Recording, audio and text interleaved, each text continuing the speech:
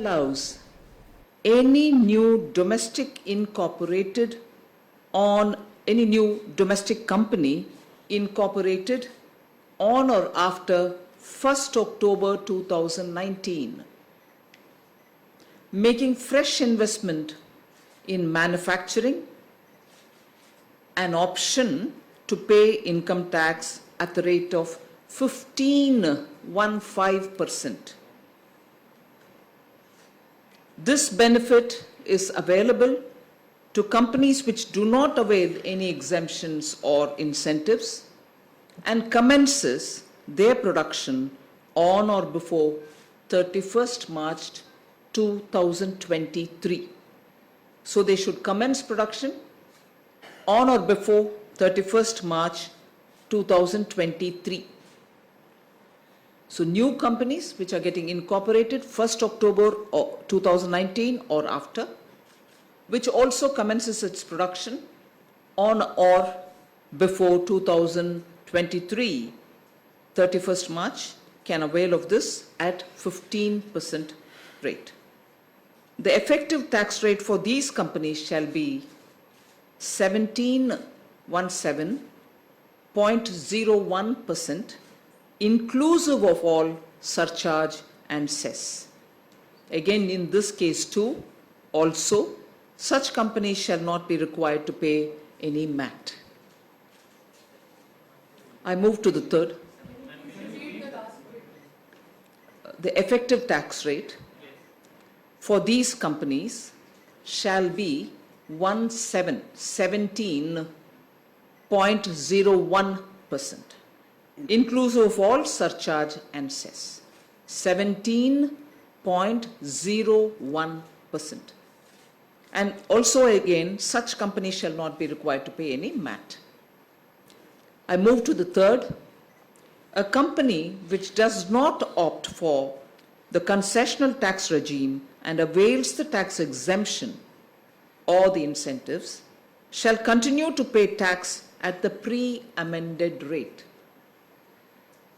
However, these companies can opt for the concessional tax regime after expiry of their tax holiday or exemption period. So if they are already enjoying some exemptions and also some tax holidays, and if they would want to continue in that, they have a choice to do so. But if they want, that is, if they want to continue with the existing exemptions, that's an option we are giving. However, these companies can opt for the concessional tax regime after the expiry of their tax holiday or the exemption period. So once their exemptions, which they are enjoying now, are all expired, they can opt to move on to this regime which we are announcing today. After the exercise of the option, suppose the period is over, concessional and exemption period is over, the tax holiday is over, they opt to come over to this regime.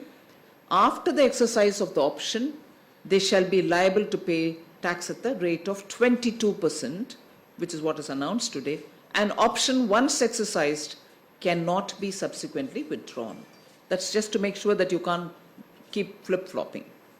Further, in order to provide relief to companies which continue to avail exemptions and incentives, suppose those who are enjoying some concessions, some tax holidays, want to continue in it and not opt for this new 22% rate, even for them we are giving a MAT relief. And that MAT relief is this, which I'm reading now. Further, in order to provide relief for companies which continue to avail exemptions and incentives, the rate of minimum alternative tax has been reduced from the existing 18.5% to 15%. So, this applies for all the companies today? 1 minute, let me finish the whole thing and then you can. I move to the next.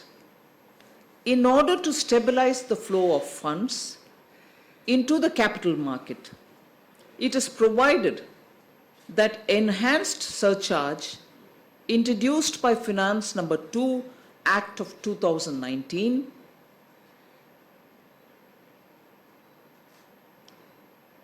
I'll read it again.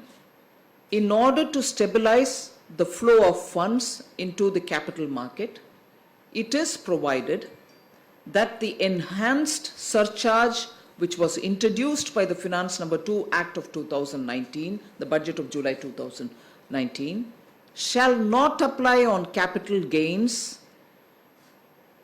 The enhanced surcharge shall not apply on capital gains arising on sale of equity share in a company or a unit of a equity-oriented fund or a unit of a business trust liable for securities transaction tax in the hands of an individual, HUF, AOP, BOI and AJP.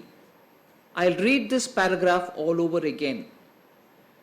In order to stabilize the flow of funds into the capital market, it is provided that the enhanced surcharge introduced by the Finance Number 2 Act 2019 shall not apply on capital gains